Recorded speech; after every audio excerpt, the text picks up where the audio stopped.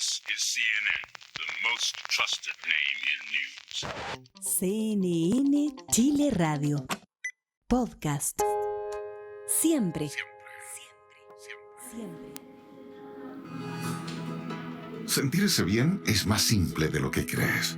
No es necesario abrumarse. Pequeñas acciones cotidianas hacen la diferencia. Y Macarena Morales sabe cómo ayudarte.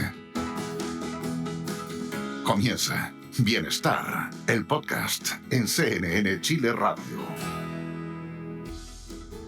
Hola, ¿qué tal? ¿Cómo están? Bienvenidas y bienvenidos a otro capítulo más de Bienestar. Un gusto nuevamente encontrarnos en las pantallas de CNN Chile, además de la multiplataforma digital, donde también podemos compartir distintos contenidos que tienen, ustedes ya lo saben, un solo objetivo: encontrar ciertos pasos, dar ciertos pasos, encontrar un camino para simplemente vivir mejor. Y en ese camino es que hemos fracasado. Hemos fracasado porque el impacto de la vida moderna nos trajo muchos beneficios en buena hora, porque realmente yo también aprovecho mucho de ellos, pero también nos trajo unas consecuencias. Uno de ellos es que hacemos cada vez menos actividad física. Claro, porque el ascensor en vez de la escalera, porque el scooter en vez de la caminata, nos ha dejado un poquito alejados del movimiento, que es un factor protector de la salud. ¿Para qué hablar de las pantallas, cierto? Y todo esto que nos ha dejado sin juego. Por otro lado, los ultraprocesados, esta comida que dura muchísimo tiempo en las góndolas de un supermercado y que tiene distintos tipos de ingredientes, conservantes, preservantes, y muchos de ellos que son calorías vacías, se han transformado en nuestra primera fuente de energía en esta máquina que tenemos, que es la única y irreemplazable, que es nuestro cuerpo. Todo esto ha hecho que además durmamos peor, y es clave, lo sabemos en la medicina, el estilo de vida, el poder tener descansos reparadores para que toda nuestra función biológica ande bien. Porque cuando dormimos no solo soñamos, sino más bien ocurren muchísimos procesos de reparación celular, es el momento donde crece nuestro músculo, es el momento donde los niños crecen. Por lo tanto, también es un espacio que hay que cuidar. Nuestro día hace nuestra noche hace nuestro día. Y en este fracaso es que nosotros vamos a entrar en la senda del positivismo y de la esperanza, porque es posible cambiar hábitos, por difícil que sea, es una lucha constante que damos. Y yo quiero saludar con especial cariño a Ricardo Chávez, especialista de la ciencia de la actividad física, profesor de educación física, experto, además tiene un postítulo en medicina del deporte, pero además es un conocedor de la ciencia. Lo conozco personalmente, él también ha impactado en muchos de mis hábitos, y por eso es que no quería negar esta posibilidad de compartir su conocimiento con toda nuestra audiencia de bienestar. Con esta tremenda introducción, Pollo Fit conocido en redes sociales, ¿cómo estás? Gracias, Maca. Sí, tú dijiste, exageraste un poquito con esa presentación. Un pequeño alcance, no es medicina del deporte, son ciencias de la actividad física. Eso. Sí, y nutrición deportiva. Y nutrición deportiva. Otras cosas más como neurociencia, que me ¿sabes encanta. qué pasa? ¿Sabes cómo yo te presentaría? Como un autodidacta y un entusiasta del conocimiento de la ciencia. Que deberíamos ser todos, por lo demás, ¿no? Deberíamos ser todos, pero finalmente es como que siento que tu título no te define, porque eres mucho más que eso, y lo conozco personalmente, porque sabe muchísimo, por ejemplo, de nutrición, cáncer y movimiento. Acompaña a personas que han sido diagnosticadas con cáncer, acompaña a deportistas de alto rendimiento, acompaña a personas como yo, a personas comunes y corrientes que queremos impulsar un cambio de hábitos. Por eso siento que es mucho más que eso. Y en esa lógica, tú me compartiste contenido y decías del fracaso mundial, el impacto negativo que tenemos para la salud. ¿Cuál es el diagnóstico? Sí, esa es una imagen que te mandé que la estaba confeccionando porque me invitaron a hacer una presentación a la Municipalidad de Peñalolén, una iniciativa muy buena. Ya había estado anteriormente en la Municipalidad de Quinta Normal, en una capacitación a monitores y profesores, que desde mi punto de vista es muy significativo. La persona que va a motivar, que va a generar esa pedagogía en el otro, que básicamente es una triada, ¿no es cierto? Conocimiento, el que enseña y el educando. Y como tú bien decías, lamentablemente hemos entrado en un ciclo que por un lado es muy fascinante, de producción de conocimiento, que el Sapiens nunca había generado tanto como ahora, ¿no es cierto?, en los últimos 50 años, la posibilidad que tenemos todos de acceder a ese conocimiento, pero al mismo tiempo a eso ha ido incrementando la mala nutrición, el tiempo que pasamos en pantalla, la mala higiene del sueño, que generan esas otras dos situaciones que anteriormente nombré, y por supuesto la inactividad física. Básicamente son situaciones cómodas porque nuestro cerebro va aprendiendo y va privilegiando, va deseando, se va motivando. Y por eso es tan importante, como dice la gran neurocientífica Nazaret Castellano, tener al cerebro como aliado y conocer. Y desde ese punto de vista, creo yo que todos tenemos esa necesidad de conocer cómo funciona nuestro sistema. Bueno, no quiero hablar del diagnóstico porque todos sabemos que las cifras de obesidad van en crecimiento. La obesidad hoy día es una enfermedad en sí mismo, detonadora de otras enfermedades no transmisibles, principal causa de muerte en Chile y el mundo. Me imagino que muchos de ustedes también están preocupados porque o que tengo la insulina, el azúcar en sangre, que el hígado graso, o la verdad, todos sabemos el diagnóstico y todos sabemos que el camino es cambiar hábitos. Pero el tema es cómo damos ese paso que parece tan complejo. Y por eso es que me gusta mucho eso que dices tú, que hay que ocupar el cerebro como aliado. Claro. ¿Cómo podemos nosotros entonces cambiar hábitos? Sí, Así mira, de simple. es una enorme pregunta y al mismo tiempo fascinante porque la ciencia, que ha estado últimos días vilipendiada, ¿no es cierto?, es muy necesaria. Paréntesis, la ciencia se equivoca, no tiene la última palabra, pero reaprende, ¿no es cierto?, de ella misma. Es fundamental y la ciencia nos ha dado una herramienta fantástica que tiene que ver con el conocimiento del funcionamiento de nuestro cerebro.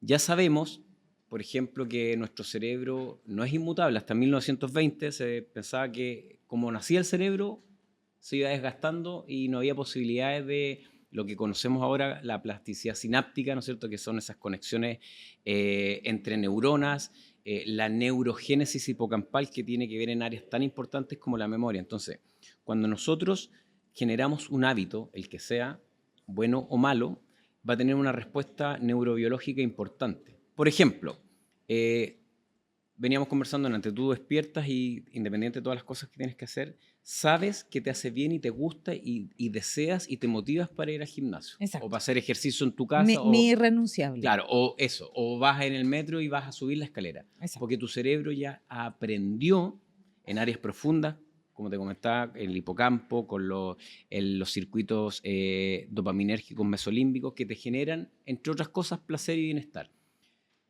Pero pasa lo mismo con una persona que está frente a la pantalla en estado sedentario y comiendo un ultraprocesado. Entonces, nosotros tenemos que observar esa conducta, tenemos que aprender de que si hago B obtengo, o si hago A obtengo B, y ese camino, qué es lo que genera en mí. Y para eso es fundamental conocer cosas del cerebro. Entonces, por ejemplo, hace poco hablaba en la mañana con una alumna y me decía, Pollo, la fuerza de voluntad. Sí, la capacidad volitiva la podemos entrenar. Ya, es que eso es los tips que tenemos que entregar. Pero porque todos sabemos que tenemos que hacer ejercicio, todos sabemos que tenemos que comer más sano, pero ¿cómo lo hacemos? Pero por ejemplo, mira, una cosa que parece tan básica, pero que cuesta mucho. Cuando yo voy a hacer ejercicio, ¿estoy realmente conectado con ese proceso? ¿Estoy viviendo eso? Porque ese tiempo que voy a destinar a hacer ejercicio no va a volver. Esa experiencia humana no va a ser la misma pasado ni mañana. Por lo tanto, yo tengo que vivir ese proceso y si lo vivo a conciencia y estoy entendiendo lo que está pasando en mi cuerpo, no significa que un día, al segundo, al tercero va a suceder, pero a la larga va a ir sucediendo. Por lo tanto, cuando yo hago un estímulo, en este caso la actividad física, y vuelvo a repetirlo y a conciencia, se generan esta plasticidad sináptica, el cerebro se empieza a reacomodar, empieza a reaprender porque esas conexiones o circuitos se van solidificando. Si yo voy un día al gimnasio y pasan 15 días y no voy, y cuando voy con lata, el cerebro ya está captando que ese estrés nos está haciendo beneficioso. Por eso es tan importante, y vuelvo a repetir esta frase que la encuentro alucinante, que no es mía, de Nazaret Castellano, el cerebro como aliado. Nosotros tenemos que aprender, tenemos que saber que sabemos, como decía Kant, ¿no es cierto? Saber que sabemos, esa metacognición es fundamental para crear hábitos. Ahora, no es fácil. No. Todo tiende a que... Estamos en la lucha al revés, ¿no es cierto? A movernos menos, claro, a pasar, a generar, claro, esa dopamina, ese deseo, esa motivación de la pantalla que es más fácil, de ese espacio sedentario. Lo fundamental, como te digo, primero es romper la inercia, ¿ya? De ser sedentario. Ahora, es muy interesante, y aquí me callo, que el sedentarismo es muy distinto de hombros hacia arriba a hombros hacia abajo. ¿Por qué? Porque el sedentarismo activo, desde el punto de vista cognitivo, no es malo para el cerebro. O sea, por ejemplo, Si yo estoy sentado y estoy haciendo scroll, ese sedentarismo es malo para mis conexiones sinápticas. En Claro. cambio, si estoy haciendo un sedentarismo en que estoy leyendo un buen libro, estoy haciendo desafíos cognitivos desde el punto de vista de un idioma, Claro, haciendo estoy operaciones viendo una matemáticas, película en es muy familia, bueno. de pronto, claro. Es muy bueno. Y el sedentarismo per se, de hombro hacia abajo, es pésimo. O sea, en el fondo, el movimiento es fundamental. Y nosotros lo más probable es que después de esta media hora que estamos sentados nos vamos a levantar y vamos a hacer, entre comillas, un snack de ejercicio que va a ser movernos, subir escaleras, y eso es fundamental, agregarlo durante el día. No necesitamos tener momentos específicos e ideales que la pinta, que el gimnasio, que el reloj. O sea, si lo podemos hacer, lo agregamos. Pero tampoco sirve mucho moverme media hora en la mañana y estar 8 horas sentado. Claro, porque efectivamente hemos aprendido que estos bocadillos, Claro. snacks de movimiento son claves, ¿cierto? Para toda la... En el fondo tenemos que Mm. estar conscientes Ya. de lo que estamos haciendo, de nuestro día a día. Es la única manera de partir, de generar esos nuevos hábitos. El saber que sé que lo tengo que hacer. Y en estos nuevos hábitos hay, hay un dicho bien, a ver, ¿cómo decirlo? Bien como pedestre, pero la gente generalmente llega a esto por un sobrepeso, ¿cierto? Es decir, yo quiero perder kilos.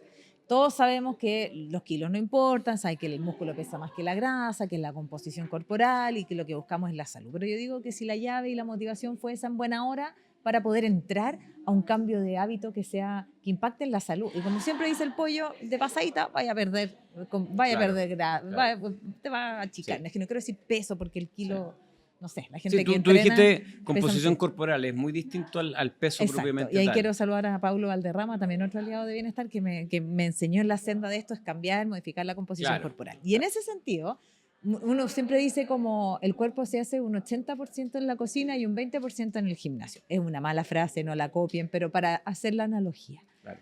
Y por lo tanto, pareciera ser aún tan importante como el movimiento aquello que comemos. Y ahí también hay que hacer una ruta para poder tener al cerebro como aliado, porque me decías, pues el cerebro siempre va a elegir aquello que me da placer, ¿cierto? Hay un Levi Strauss, un antropólogo antiguo, decía que habían alimentos buenos para pensar y alimentos malos para pensar. Ay, Y claro, lo que ya sabemos, por ejemplo, es que centrémonos en el cerebro y luego vamos a ir al cuerpo. Ojo que ya es bidireccional, o sea, lo que le impacta de buena manera al cuerpo influye en el cerebro y el cerebro también impacta en el cuerpo. De hecho, tú has hablado mucho sobre el eje microbiota, ¿no es cierto?, Exacto, cerebro, intestino-cerebro. y hay otros ejes que ya se están empezando a estudiar, corazón-cerebro, Exacto. útero-cerebro, que es alucinante, que todavía no está muy expandido. Entonces, por ejemplo, de lo que comamos, ¿no es cierto?, lo que comemos se degrada y lo vamos a utilizar como energía. Entonces, hay alimentos que generan, perdón por lo técnico, más especies reactivas de oxígeno, que es un agente súper oxidativo.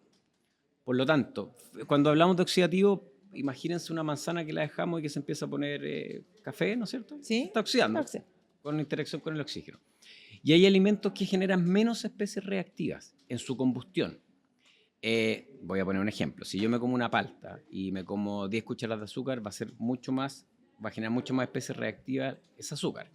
Ay, no me las ¿ya? imaginé. No. Ahora, eso genera una serie de señalizaciones moleculares, ¿no es cierto? Respuestas del sistema inmunitario, genera también aumento de la inflamación sistémica de bajo grado, que ya sabemos que es el piso de la mayoría de las enfermedades que conocemos. Sí, O sea, siempre que hay una inflamación. enfermedad o neurodegenerativa Hay o inflamación. metabólica, hay una inflamación.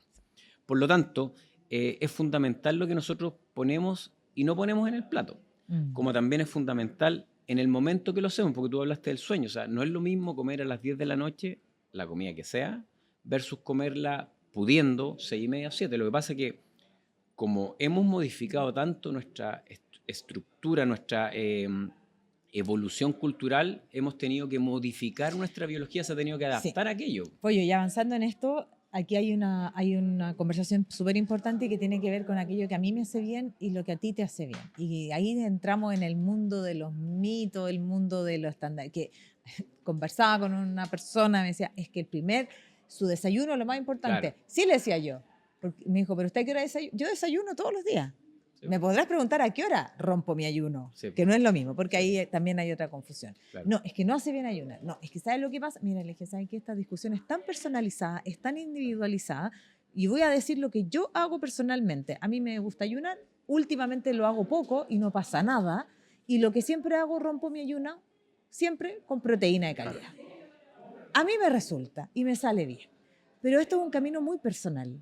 Porque hay gente que es intolerante a la leche, bueno, pero generalmente sabemos que usted se come algo líquido que será un café con leche con un pan con algo. Y claramente sabemos que no es, Sí, no es la mejor decisión. Por lo tanto, ¿cómo podemos avanzar a tomar conciencia respecto de aquello que a mí me hace bien?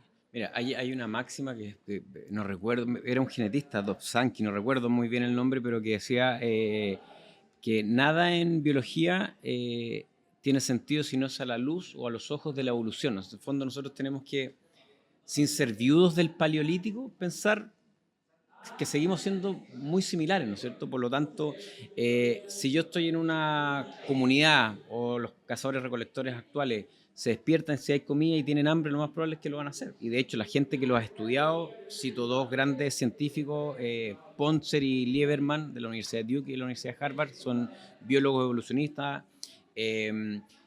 Ellos señalan que la mayoría de esas culturas generalmente despiertan y van a caminar a recolectar o a cazar, por lo tanto hay un gasto energético para conseguir comida, cosa que nosotros no tenemos, ¿no es cierto? Fantástico, tenemos la comida a 2 metros, dependiendo de la estructura de nuestra casa, ¿no es cierto? Despensa, Entonces, pero a eso es lo que yo voy, que decían antes, el tema de la conciencia. Si yo me despierto y tengo hambre, ¿por qué tendría, no, tengo que ayunar tanto? ¿Cómo? Po? Pero hago una buena elección. Si hago una buena elección, lo más probable es que mi cuerpo, mi cerebro-cuerpo, se va a adaptar y va a generar una serie de respuestas neuroendocrinas, neurotransmisores, hormonas que me van a señalar en manera perfecta cuando yo pueda volver a comer. Pero si como cosas cuando tengo hambre para las cuales mi cerebro-cuerpo no está adaptado, lo más probable es que voy a andar hambriento todo el día. Ahora, entonces, ¿qué opinas de aquellos que están en esta corriente del hambre emocional y que esta corriente que dice que no hay alimentos buenos ni alimentos malos y si que tengo que escuchar a mi cuerpo? Si yo escuchara a mi cuerpo comería chocolate todo el día, A digamos. ver, en el fondo, citemos a la ciencia nuevamente. Claro. O sea, efectivamente hay alimentos que, yo no los llamaría alimentos, porque un alimento te alimenta. Valga Claro. la redundancia, ¿no es cierto? Son compuestos que están, y ya tenemos, está recontra estudiado, son compuestos de una relación ominosa perfecta entre el crunchy, el azúcar, la grasa, la sal, que es una mezcla ominosa que no se encuentra en la naturaleza No, y que po. te hace, te motiva a seguir comiendo más. Entonces, eso no Ay, significa... este ejercicio es bueno y es bueno entender que sea crunchy, que sea Sí, crujiente, que tenga sal, Sí. que tenga azúcar. Mira, hay un ¿No ganador existe eso del, en la naturaleza? hay un ganador del Pulitzer, se llama el libro Adictos a la comida basura, Michael Moss, y él, bueno, hay otros también que han hecho esta investigación, pero entrevistan psiquiatras que están trabajando en la industria, y que no tiene nada malo, es su pega, y ellos investigan esto, que por otro lado lo encuentro alucinante, y han logrado esas mezclas. ¿Te acuerdas tú la publicidad esa imposible comer uno? Porque el olor, Sí. el crunchy, y efectivamente están diseñados para no comer uno. Entonces, no significa aquí que tú no lo puedas comer, tú eres dueño. Y eso es lo maravilloso de la democracia que habitamos, ¿no es cierto? Mientras no le hagas daño a otro, de tomar esa elección. Pero sabemos que si esa cuestión no es que no sea malo, te genera mayores especies reactivas, te va a generar inflamación. Ahora, podremos discutir si me comí esa galleta, no creo que me vaya a dar cáncer ni que me vaya a generar un problema neurodegenerativo. Pero sabemos, y hay una correlación positiva, que la gente que está con obesidad, que está con problemas metabólicos, es más propenso a generar esa enfermedad. Entonces, sí hay combinaciones que son nefastas para nuestro organismo porque nunca existieron.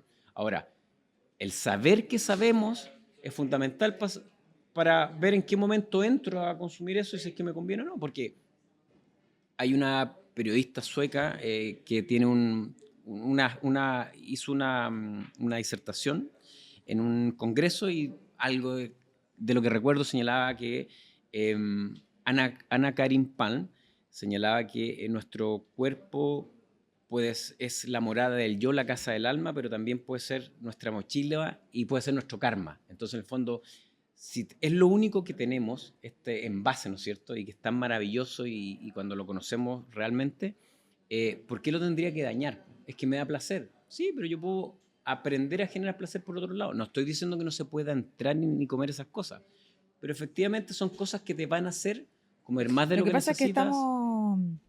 estamos mal en el balance, porque nosotros aquí también ponemos ciertas reglas porque sabemos que a la gente le gusta, a todos nos gusta esto medio estandarizado, ¿cierto? A pesar de que la vida no es estandarizada y ningún cuerpo es igual a otro. Entonces decimos que somos lo que comemos el 80% del tiempo. Es que somos más de 8.000 millones de personas en la Tierra, entonces no podemos estandarizar nada, pero sí somos la misma especie. Claro. Entonces, es complejo. Oye, un estudio, por ejemplo, estaba leyendo ayer un paper, disculpa que te interrumpí, que hicieron en 12 mujeres posmenopáusicas relacionados con snack de ejercicio.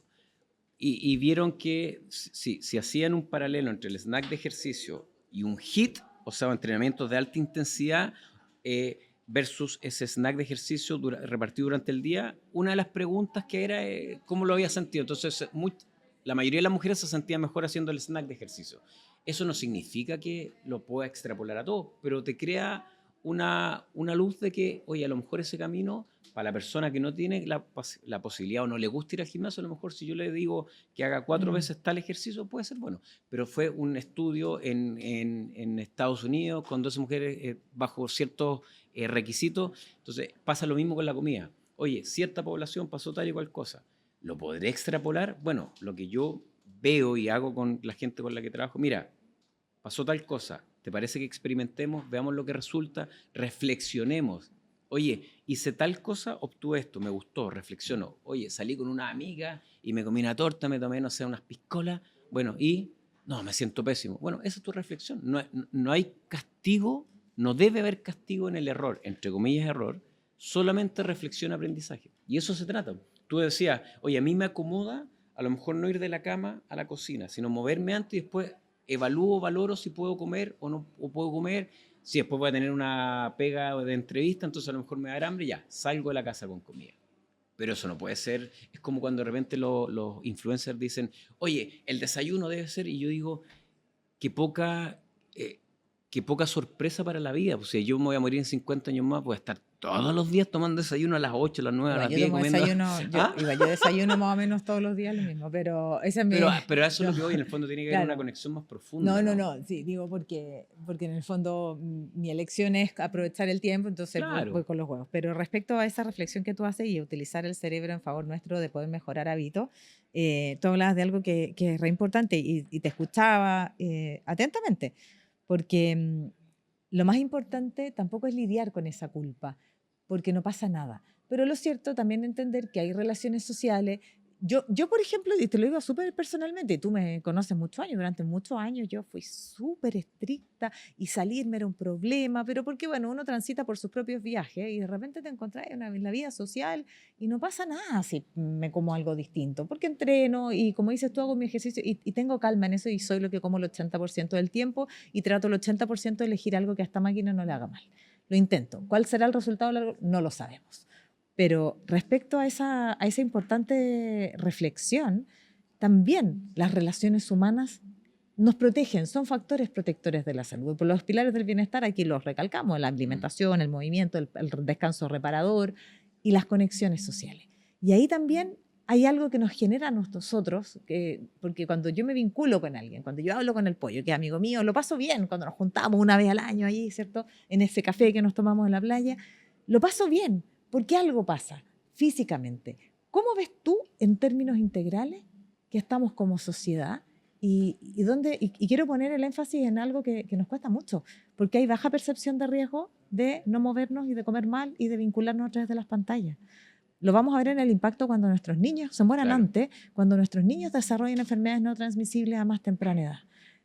Yo tengo la alerta, pero hay poca percepción de riesgo. ¿Cuál es tu diagnóstico? Mira, ¿Cómo ves? Tú dijiste, no sé, la gente si está escuchando, o para los que no están viendo, cuando tú recién me hablabas y nos mirábamos a los ojos y tú sonreíste, yo también sonreí. Exacto. Ya, entonces hay un estudio muy bonito que se hizo hace un tiempo con resonancia magnética en que metían a 2 personas a la resonancia magnética, y esto se hizo en Estados Unidos porque, como todos saben, Estados Unidos es uno de los países que más obesidad tiene. Por lo tanto, tuvieron que construir máquinas de resonancia magnética muy grandes y aprovecharon para meter a 2 personas juntos, sincronizar cerebro. Entonces, cuando nosotros nos miramos a los ojos y yo y tú vemos la emoción del otro, en este caso que estamos hablando sobre temas que nos encantan, se produce una conexión, ¿no es cierto?, entre nuestros cerebros. También está sucediendo entre los corazones. Esto no es esoterismo ni nada, se ha medido en humanos. También sucede por las pantallas, es menor grado. Entonces, esta vinculación es fundamental. Y de hecho, volvemos a lo mismo, al tema evolutivo. Nosotros tuvimos que tener esta conexión y nuestro cerebro se tuvo que adaptar en estas situaciones para lograr armar comunidad y para lograr evolucionar, ¿no es cierto?, llegar a ser Homo sapiens sapiens, en el fondo, dentro de todo, porque si nosotros pensamos, somos un animal que no tiene colmillos grandes, no tiene garras, o sea, desde el punto de vista de supervivencia, sobrevivencia, somos ahí uno nomás, más, pues, claro. uno más nomás, pero Somos los reyes. tenemos esto otro que nos hace gregario, ¿no es cierto? Entonces, es fundamental y es un tremendo desafío como sociedad, cómo vamos a lograr que nuestros niños vuelvan a generar esa motivación, ese deseo de jugar en la calle, de mirarse a los ojos, de que le produzca más placer jugar a la pelota, a los países, al elástico, no tengo idea si ya sucede, ¿no es cierto eso? No tengo idea. Versus estar jugando en la pantalla. Ahora, ya sabemos que los países que siempre miramos, los nórdicos generalmente ya vienen de vuelta, o sea, ya están metiendo nuevamente el lápiz, el papel a la sala de clase, Claro. están quitando los celulares, que es fundamental. Mira, no me queda más tiempo, pero lo importante y el único punto bueno es que en el uso de las pantallas la evidencia no ha tardado en llegar, porque en el cigarro tardaron más de 2 décadas en darse cuenta, en el alcohol, etcétera. No me queda más tiempo. Maca, dame un segundo. Un segundo. José Luis Trejo, Neuronas en Marcha. Extraordinario libro, un tremendo neurocientífico, investigador. Por favor, léalo. Fascinante. Gracias por invitarme y tú sabes que yo feliz cuando pueda. Siempre te molesto con ideas, con datos y todo lo demás. Así que gracias a ti por acompañarnos. Y ¿sabes qué? Yo creo que el capítulo de hoy tiene un título principal. Gracias por invitarnos a reflexionar. Gracias a invitarnos a crear conciencia respecto de las elecciones que estoy tomando en el día a día, porque ese es el primer paso. No es hacer la dieta el lunes cambio, no. Es hacer un acto reflexivo, tener conciencia de que esta máquina que nosotros tenemos es la que nos tiene que durar toda la vida. Ustedes cuando piensan qué aceite le compran al auto, dicen, ¿cuál le hace mejor? ¿Qué benzina le sirve más? Bueno, porque es la energía que le entregan. Y cada vez que tomamos una elección respecto de lo que estamos comiendo, es la energía que también le estamos entregando a esta máquina, que a diferencia de los autos, no es reemplazable. Gracias por acompañarnos en un nuevo capítulo de Bienestar. Como siempre, será hasta la próxima. Hasta aquí llega el podcast Bienestar con Macarena Morales. This is CNN, the most trusted name in news. CNN Chile Radio. Podcast. Siempre. Siempre. Siempre.